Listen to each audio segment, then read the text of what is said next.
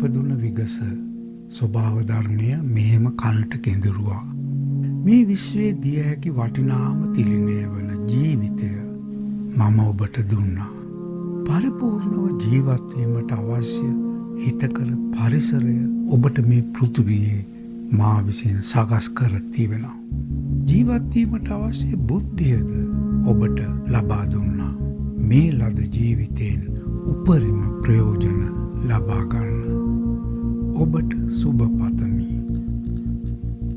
ඊට පසුද වරින් වර ස්වභාව ධර්මය ජීවිතය ගැන මා දැනුවත් කළා.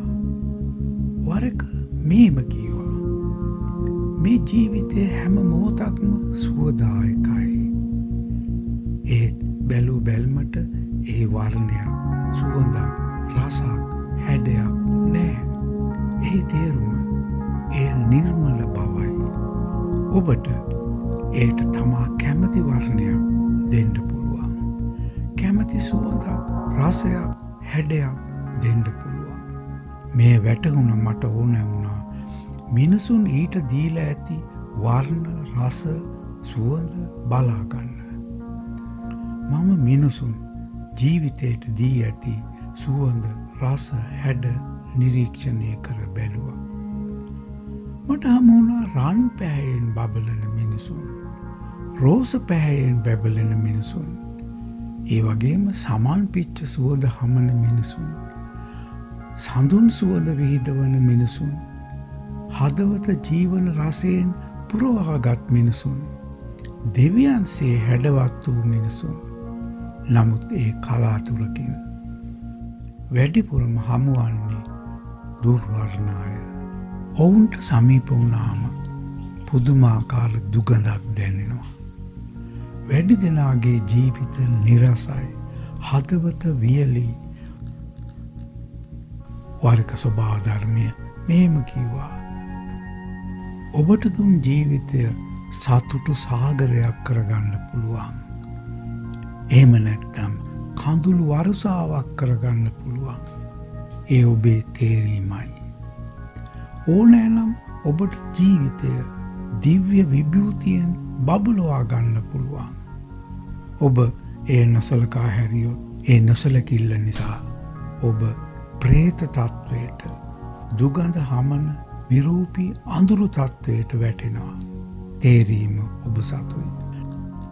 වරක ස්වභාව ධර්මය මට මෙහෙම කිව්වා. ජීවිතය අසීමිත ධන ආකරයක්. ඒ ධන සම්පතින් ආඩ්‍යව ජීවත් වෙන්න. මොනවද ඒ ඇති ධනයන්? එක් ධනයක් නම් ප්‍රීතියයි. ප්‍රීතියේ විවිධ ස්වරූප තියෙනවා. නිරාමිසව පහළ වෙන සතුට එවන්නක්. ඉහළම සතුට ආනන්දයයි.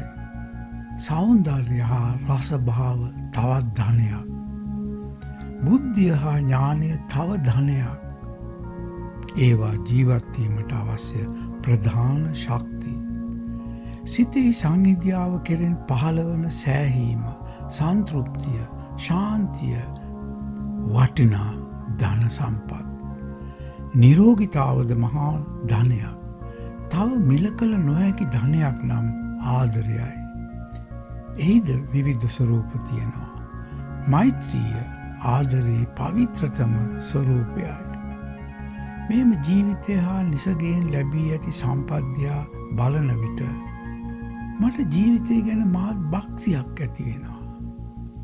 මනුස්ස ජීවිතයේ නිසග සම්පත් මතු කර ගනිමින් මම ඒවා භුක්ති විඳින විට මා මිහි මත වෙසෙන රජෙකුසේ හැඟෙනවා. තව වරක මිහි මත වෙසෙන දෙවියෙකු, බ්‍රහ්මයෙකු ලෙස හැඟෙනවා. සොයන්න තව පෙර නොදුටු අපූර්ව සම්පත් හෙළි වෙනවා. හැබැයි ජීවිතයේ මෙහෙම මතුවන සම්පත් කිසිවක් ඔබට මටය කියා අල්ලගන්න බෑ. නිදසුනක් ලෙස ආදරයේ වරින් වර මතුව නැතිව යනවා.